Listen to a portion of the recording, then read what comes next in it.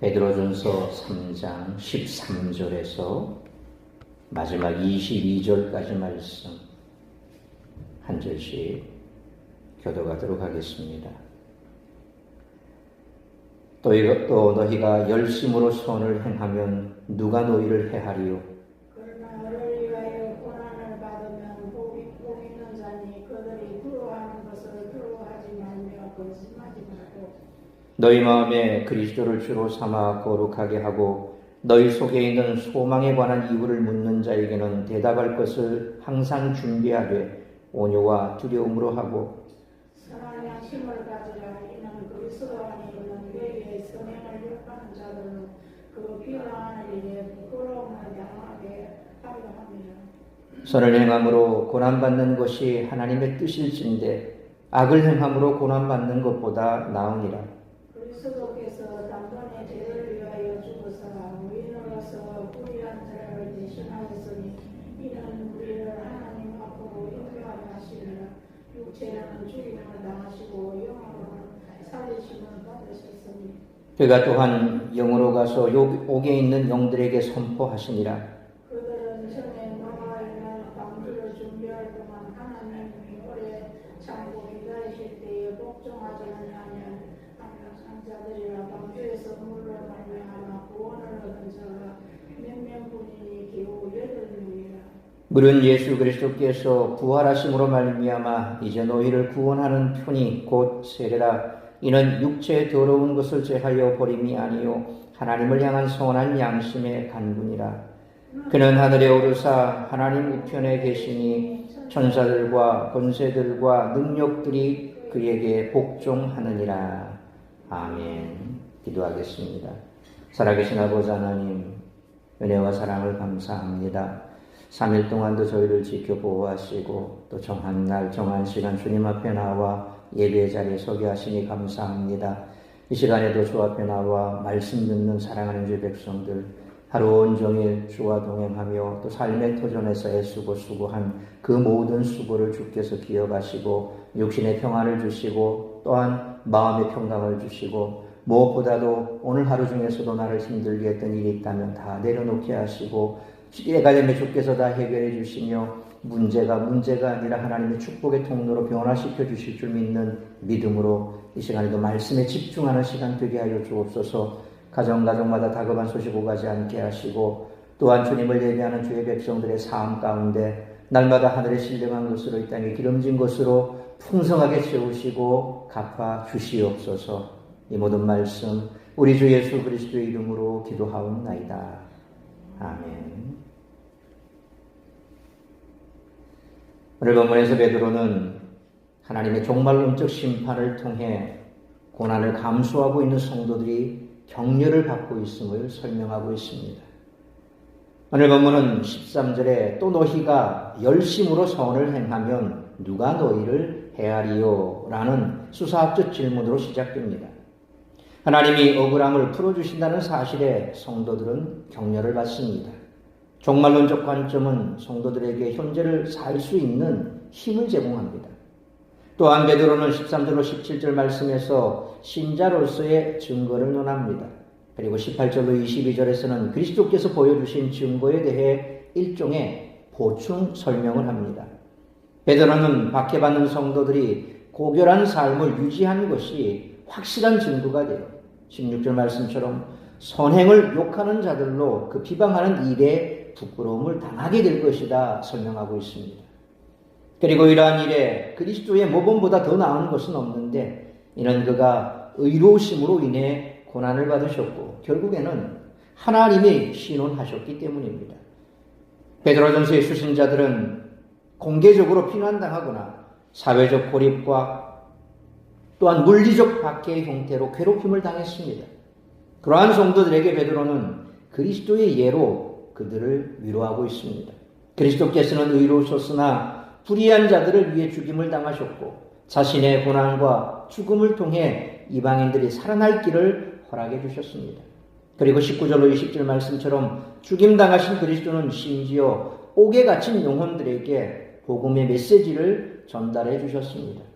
이 고난의 결과로 그리스도께서는 22절 말씀처럼 모든 종사와 권세와 천사들을 자신의 권세 아래 복종시켰고 하늘로 올리우사 하나님 우편에 앉아 우주의 왕이 되셨습니다.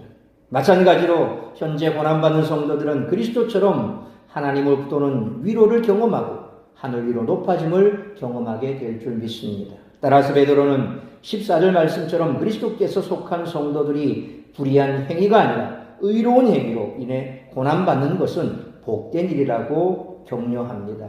그러므로 우리 또한 의로운 일로 고난당함을 기뻐하시고 또 그 일에 주께서 축복하실 줄 믿는 믿음으로 나아가시기 바랍니다. 예수님이 오시기 전부터 로마 제국 전역에 흩어져 살아가던 유대인들은 그 지역 사람들과 융합되지 못해 오해와 박해를 받으며 살아가는 나그네들이었습니다. 그런데 그들 중 예수님을 믿은 사람들은 다시 동족 유대인들로부터도 따돌림과 박해를 당하는 그야말로 나그네 중에 나그네가 되고 말았습니다. 베드로는 이러한 어려움 가운데 있었던 사람들을 격려하며 박해와 고난이 있을 때 어떤 마음으로 인내를 실천해야 하는지 말씀하고 있습니다. 따라서 이와 같은 오늘 본문의 말씀을 통해 우리들이 깨달아야 할 것은 첫째로 13절로 17절 말씀처럼 믿음의 변호가 삶 가운데서 선한 행실로 증명되어야 한다는 것입니다. 베드로전서에 쓰신 자들은 믿음으로 인해 세상으로부터 고난을 당하고 있는 그런 형편이었죠. 그러한 성도들에게 베드로는 13절로 17절 말씀처럼 계속 인내할 것을 권면합니다. 베드로는 성도들이 감당하는 고난에 대해 놀라거나 두려워할 필요가 없다라고 위로합니다. 성도들이 현재 고난을 당하더라도 아무도 궁극적, 최종적으로 그들을 해하지 못할 것입니다. 오히려 그들은 하나님께 상을 받을 것입니다. 그러기 위해 베드로는 그들에게 현실의 상황 가운데서도 종말론적 관점을 유지할 것을 권면하고 이미 고난의 길을 감당하신 예수 그리스도의 모범을 따라갈 것을 권면합니다. 우선 베드로는 13절 말씀처럼 일반적으로 열심히 선을 행하는 자들을 해할 사람은 거의 없음을 언급합니다. 그런데 성도들이 선을 행하는 것은 구원을 위한 조건이 아닙니다. 이미 하나님 백성으로서 그의 뜻을 행하는 것입니다. 그러나 주로 신앙과 연관되면 성도들이 의를 행하고도 고난을 받는 경우가 있는데 베드로는 14절 상반절 말씀처럼 오히려 복이라고 가르칩니다. 특히 초대교회 유대인 그리스도인들은 동족 유대인들로부터 박해를 당하는 경우가 많았습니다.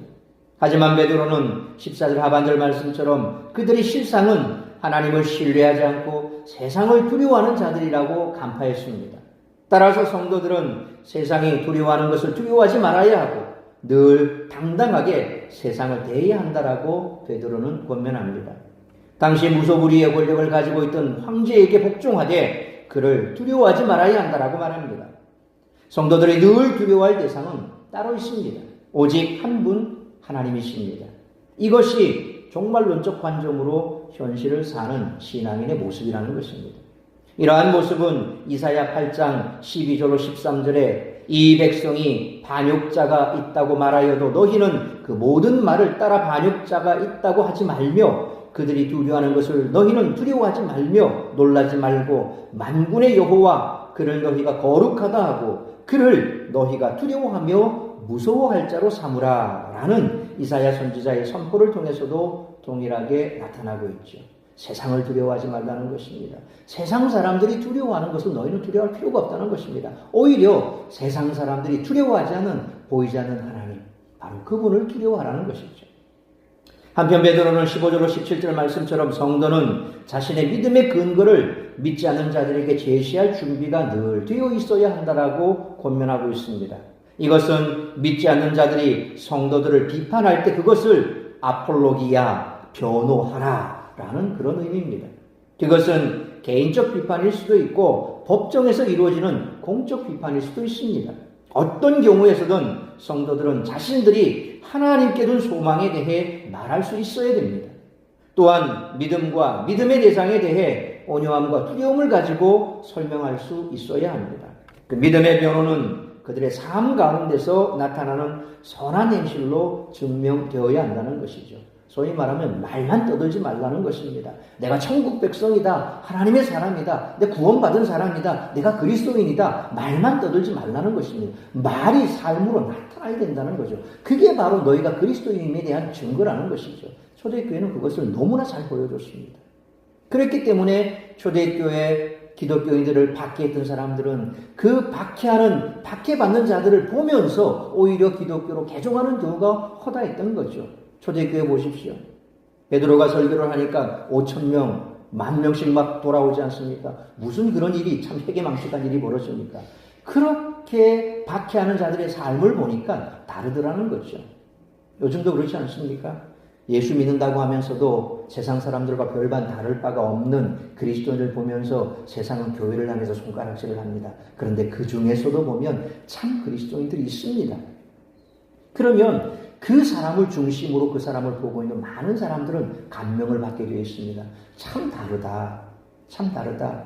그래서 될 수만 있으면 나도 저 사람처럼 되고 싶다. 그런 마음을 가지게 된다는 겁니다. 이게 뭡니까? 선한 행실로 증명되고 있는 겁니다. 바로 빛과 소금의 역할을 감당하는 거죠.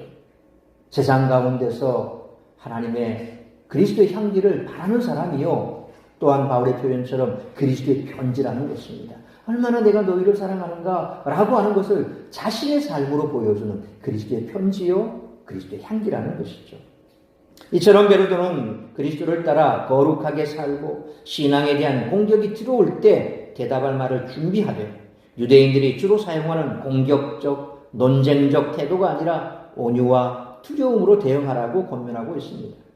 베드로는 논쟁에서 승리하는 것이 진정한 승리를 가져다 줄 수 없으며 선한 양심으로 살면 오히려 교회를 박해하는 자들이 부끄러움을 당하게 된다는 사실을 믿고 있었던 것이죠. 그리스도인이 세상을 이기는 방식은 처럼 참으로 답답해 보이지만 선을 행하든 악을 행하든 세상에서는 모든 사람이 고난을 당하게 마련임을 생각해 본다면 선을 행하고 고난을 당하는 편이 하나님 백성으로 나온 선택이라는 것이죠.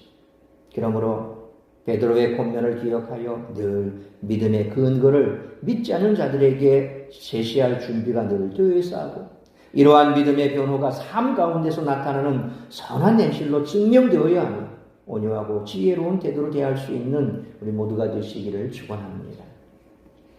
두 번째로 18절로 마지막 22절 말씀처럼 그리스도처럼 고난을 견디면 장차 영광을 받게 될 것이라는 말씀입니다. 18절로 22절 말씀은 그리스도의 대속적 속죄에 대한 핵심 진술을 담고 있으면서 베드로전서에서 가장 난해한 본문이기도 합니다. 먼저 18절 말씀은 그리스도께서 성도를 하나님 앞으로 인도하시기 위해 의인으로서 불의한 자를 대신하여 고난당하시고 죽으셨음을 설명하고 있습니다.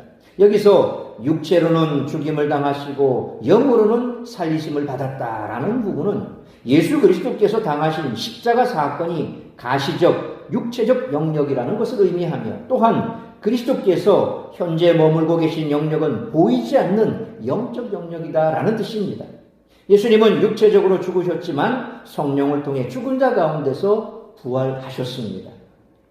사실 억울한 박해를 참기는 쉽지 않습니다. 하지만 베드로는 예수님도 불의한 자들을 위해 참으시고 십자가를 지시며 영으로는 모든 것을 이기셨음을 기억하라고 권면하고 있는 것입니다. 이것이 고난을 이겨내는 성도의 자세입니다. 성도들은 박해와 고난을 당할 때 받은 대로 되갚아주는 세상의 원리보다 주님이 행하신 십자가의 원리를 기억하며 승리해야 할 줄 믿습니다. 그런데 18절 말씀보다 더 어려운 것은 이어지는 19절에 옥에 있는 영들에게 대한 해석입니다. 루터는 18절로 22절 주석에서 지옥으로 내려가심의 내용에 대해 이것은 놀라운 본문이다. 그리고 신약 성경의 다른 어떤 구절보다 더 애매한 말씀이다. 그래서 나는 베드로가 의미한 바가 정확히 무엇인지 확실하게 알 수 없다라고 말했습니다. 이처럼 이 말씀은 많은 학자들을 당황시켜왔고 특히 19절로 20절의 의미에 대해 많은 논의가 있었습니다. 그 가운데 대표적인 4가지 견해를 말씀드리겠습니다. 첫째, 어거스틴의 해석으로 그리스도께서 노아의 시대에 살았던 죄에 매여 있는 자들에게 노아를 통해 복음을 전하셨다라고 이해합니다. 여기서 감옥은 비유로 쓰였다는 것입니다. 그리스도께서 영으로 가셨고 노아를 통해 회개의 복음을 전하셨습니다. 그러므로 실질적 지옥으로의 하강은 없었다라는 것입니다. 둘째로 옥에 갇힌 영들을 홍수 이전에 살았던 사람들로서 노아의 전도를 거절했던 사람들, 곧 홍수로 심판을 받은 자들로 이해하는 견해입니다. 이 견해에 따르면 그리스도께서는 지옥으로 내려가셨고 이들 개개인들에게 구원을 베푸셨습니다. 그러니까 그리스도께서 지옥에 있는 사람들에게 회개할 두 번째 기회를 주셨다라는 것이죠. 소위 이 내용을 보면 연옥교리의 정당성을 주장하는 근거로 가톨릭에서는 이 구절을 쓰고 있습니다.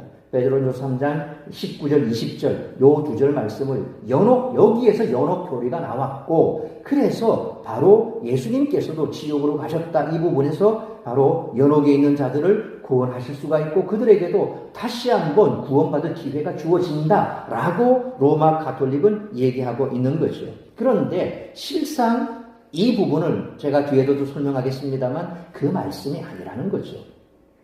성경 어디에도 없는 독특한 말씀이고 아까 말씀드린 대로 루터조차도 도대체 내가 예수님께서 지옥으로 내려가셨다는 이 말이 명확하게 베드로가 뭘 얘기하는지 나는 모르겠다라고 루터도 고백했듯이 굉장히 난해한 구절이죠. 신약 성경에 여기밖에 나오지 않는 구절이기 때문에 그렇습니다. 자, 그런데 실상 과연 로마 가톨릭이 말하는 것처럼 연옥교리를 뒷받침하는 그런 말씀인가? 그런데 사실상 가톨릭만 주장하고 있고 대다수 많은 학자들은 이 말씀에 대해서 그런 해석은 하지 않는다는 것입니다. 복음적이고 성경적인 해석. 소위 말하면 성경은 뭘로 풀어야 됩니까? 성경으로 풀어야 돼요. 성경은 사사로 풀면 안 됩니다. 개인적인 관점에서 풀면 안 됩니다. 자신의 어떤 그런 주장을 뒷받침하기 위해서 그냥 그렇게 갖다 붙이는 말씀이 아니에요. 성경 밑바탕에 깔려있고 성경이 말씀하는 것과 맞아져야 아주 난해한 말씀도 거기에서 해결이 되죠. 만약에 거기에서도 찾지 못한다면 그냥 거기서 멈춰야 됩니다. 왜? 성경이 말씀하지 않기 때문에 그렇습니다. 자, 근데 오늘 가톨릭이 말하는 것처럼 이 말씀이 연옥에 있는 자들을 구원할 수 있는 두 번째 다시 한번 구원의 기회, 회개할 수 있는 기회를 주었다. 연옥교리가 여기에서 정당성을 얻는다는 말은 아니라는 사실을 염두에 두시고 넘어가시기 바랍니다. 자, 세 번째로 그리스도께서 지옥에 내려가셔서 그리스도의 고난과 부활 사이에 구약의 신자들을 해방시켰다라고 보는 견해입니다. 이것은 칼빈의 입장이고 중세교회의 지배적인 견해였습니다. 칼빈이 주장했다고 해서 우리가 다 100% 그대로 다 받을 수 있는 건 아니죠. 왜냐하면 그 당시 신학의 한계도 있습니다.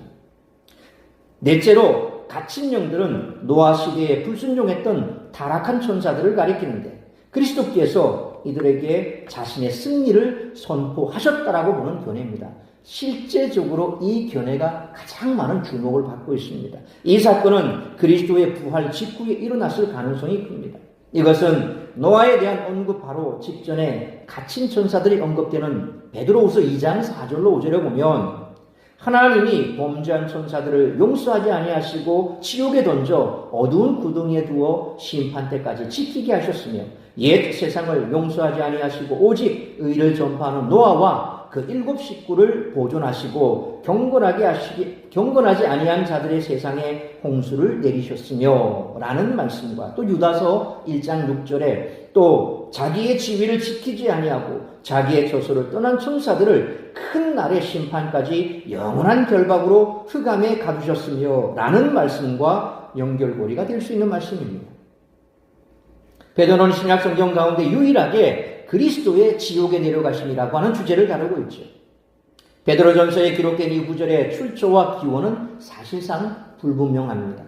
이 구절을 통해 우리가 알 수 있는 것은 다음 두 가지입니다. 첫째로 베드로는 19절로 21절에 나타나는 그리스도의 지옥에 내려가심을 18절에 그리스도의 십자가 고난과 19절에 그리스도의 부활 그리고 22절에 그리스도의 승천 사이에 위치시킴으로써 그리스도께서 옥에 갇힌 영들에게 선포하신 사건이 그리스도의 부활과 승천 사이의 시점임을 암시합니다. 따라서 그리스도께서 선포하신 시점은 그리스도의 부활과 승천 사이에 이루어졌다는 겁니다. 둘째로 베드로가 이 이야기를 본문에 포함시킨 목적을 알 수 있습니다.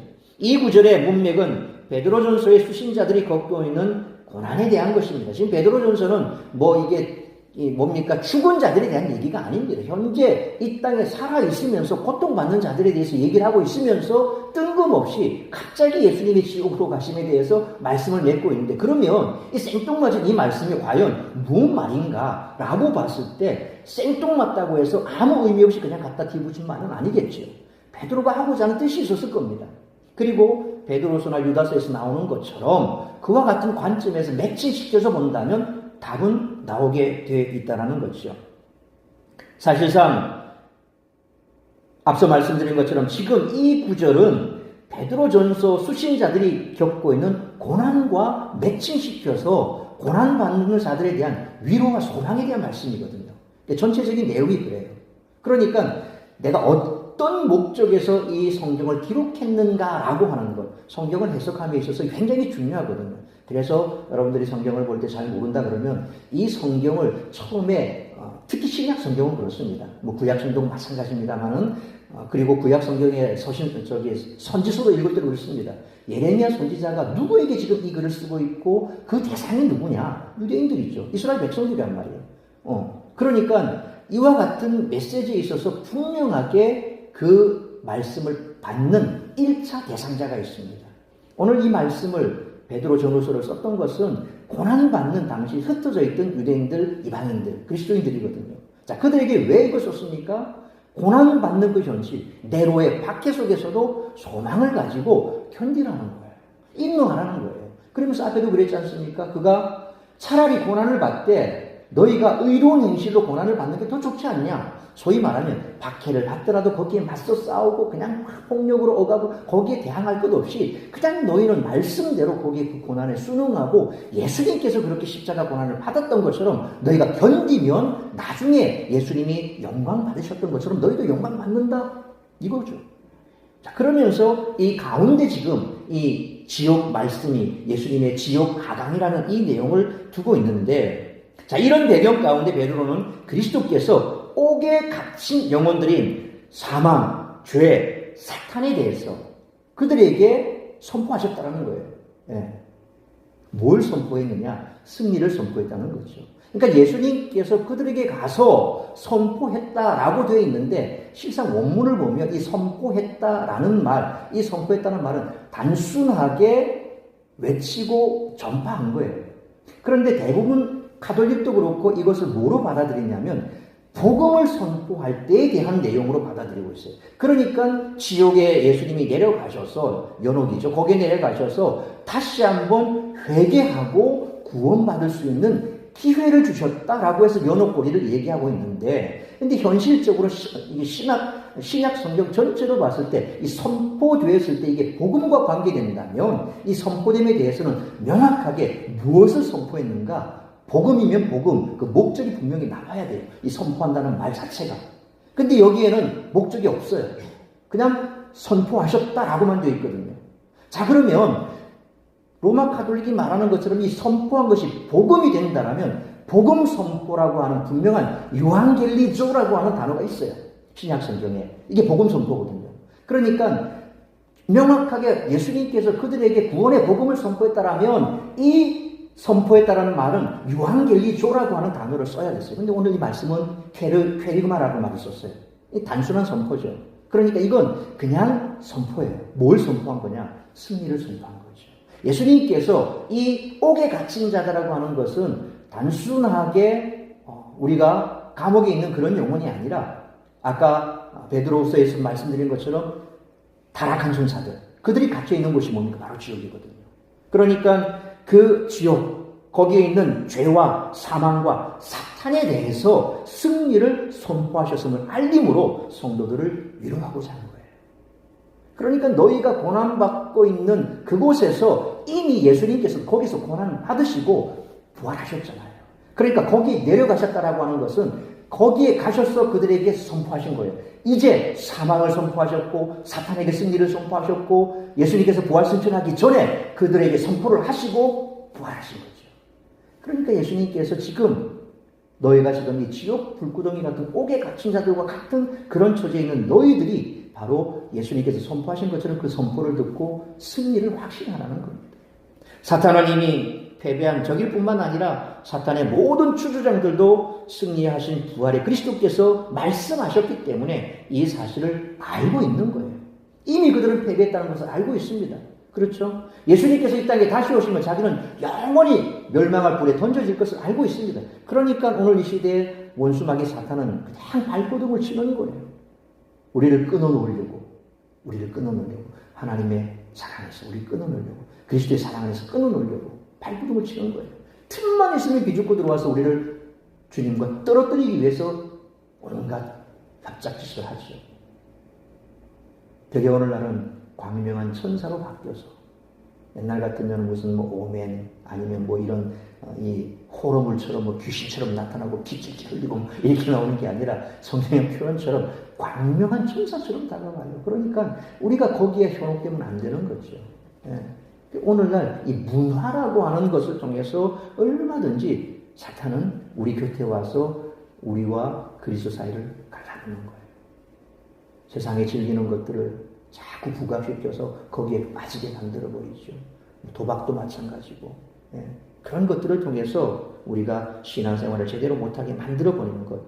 이미 사탄은 패배한 것을 알고 있다는 겁니다. 따라서 하나님이 예수 그리스도를 신원해 주신 것처럼 성도들도 만일 그리스도와 같이 고난을 계속 견딘다면 그리스도처럼 영광을 받게 될 것이라는 말씀입니다. 이처럼 옥에 있는 영들, 노아의 날에 복종하지 않는 자들이란 베드로 당시에 복음을 믿지 않았던 자들을 빗대어 말한 것입니다. 노아가 방주를 만들고 있는 것을 보면서도 그들의 말을 믿지 않았던 자들은 결국 다 홍수에 죽고 소수의 사람들, 곧 복음을 믿은 사람들만 구원을 받는데 이것이 바로 세례의 의미라는 것입니다. 단 베드로는 세례를 받았다고 해서 육체에 더러운 것이 다 없어지지는 않았다라고 부연 설명을 합니다. 이는 세례를 통해 이제는 더 이상 죄가 없다고 오해하지 않게 하려는 장치로 보이는 거죠. 우리가 구원받았고 또 죄가 사함을 받았다고 해서 우리 죄가 없습니까? 원죄는 우리에게 사함받았고 우리는 구원받았지만 그럼에도 불구하고 우리는 여전히 이 땅 가운데 스스로 짓는 자범죄가 있죠. 그 죄 가운데 있기 때문에 늘 회개의 길을 걸어가야 되고 또 말씀 앞에서 우리 자신을 돌아보라는 겁니다. 베드로는 예수님이 고난을 당하셨지만 결국은 하늘에 오르사 천사들을 비롯한 모든 권세를 다스리게 되셨다라고 말하면서 예수님을 따르는 자들 역시 주님처럼 모든 억울함을 보상받고 영광을 얻을 것이라고 말씀합니다. 우리도 고난이 주님의 뒤를 따라가는 영광의 길을 기억한다면 능히 세상을 이겨낼 수 있을 줄 믿습니다. 그러므로 성도가 그리스도처럼 고난을 견디면 장차 영광을 받게 될 것이므로 박해와 고난을 당할 때 받은 대로 되갚아주는 세상의 원리보다 주님이 행하신 십자가의 원리를 기억하며 승리하는 우리 모두가 되시기를 축원합니다. 사랑하는 성도 여러분, 교회 역사상 박해는 늘 있었습니다. 따라서 우리는 베드로의 권면에 더욱 귀를 기울여야 합니다. 베드로의 가르침대로 살아간다 해도 박해는 피할 수 없을 것입니다. 하지만 그것이 바로 우리에게 맡겨진 십자가며 주님의 길을 따르기 위한 훈련 코스입니다. 힘들더라도 찬송하며 주님을 바라볼 때 그 길의 끝에서 우리는 영광을 받아 누릴 것입니다. 그러므로 믿음의 근거를 믿지 않는 자들에게 제시할 준비가 늘 돼 있어야 하고 이러한 믿음의 변호가 삶 가운데서 나타나는 선한 행실로 증명되어야 하며 온유하고 지혜로운 태도로 대할 수 있어야 할 뿐만 아니라 그리스도처럼 고난을 견디면 장차 영광을 받게 될 것이므로 박해와 고난을 당할 때 받은 대로 되갚아주는 세상의 원리보다 주님이 행하신 십자가의 원리를 기억하며 승리하는 우리 모두가 되시기를 주님의 이름으로 축원합니다. 기도하겠습니다. 거룩하신 아버지 하나님 은혜와 사랑을 감사합니다. 오늘 말씀처럼 우리는 이 땅 가운데 고난과 박해를 피할 수 없는 그런 존재들입니다. 왜냐하면 원수마귀 사탄은 이미 예수님이 십자가에서 승리하셨을 때 패한 줄 알고 있습니다. 그럼에도 불구하고 여전히 우리를 올무를 놓아 우리가 주님으로부터 멀어지고 또 우리의 이 구원을 끊기 위해서 온갖 가정 노력을 다 하고 있습니다. 그러므로 우리가 이 땅 가운데서 구원받은 하나님의 백성이라고 한다면 이 땅 가운데서 그 구원받은 자로서 고난과 박해가 있음을 인정하고 또 그렇게 고난과 박해 현장 속에서 우리가 오히려 더 믿음으로 달려갈 수 있는 우리 성도들이 되게 하여 주옵소서. 우리가 구원받은 자로서 어떻게 살아가야 할 것인가는 이미 분명히 나와 있습니다. 그러므로 우리가 구원받은 자로서 이 땅 가운데 구별된 삶을 살아갈 때 세상 사람들이 우리를 바라보고 이 구원에 대하여 분명히 질문할 때에 명확하게 대답할 수 있는 준비가 되어 있어야 하고, 또한 그들에게 있어 우리의 구원에 대하여 준비된 말씀을 할 때에 그들과 싸우거나 혹은 언성을 높여 그들을 거꾸로 때리는 것이 아니라 삶의 모습으로 향기를 드러내고, 또 우리가 진리의 말씀에 굳게 서서 그들에게 평온하고 또 그들이 감복받을 수 있는 그런 온화한 말씀으로 그들을 주께로 인도할 수 있는 우리의 성도들이 되게 하여 주옵소서. 이미 우리는 구원받은 하나님의 자녀로서 승리하였습니다.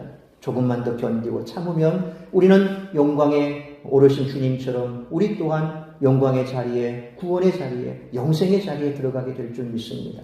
조금만 더 인내하고 참고 오늘 내 삶이 힘들고 어렵다 할지라도 이 믿음 포기하지 않고 붙들고 나아간다면 반드시 하나님께서 우리를 높은 영광의 자리로 올려주실 줄로 믿습니다.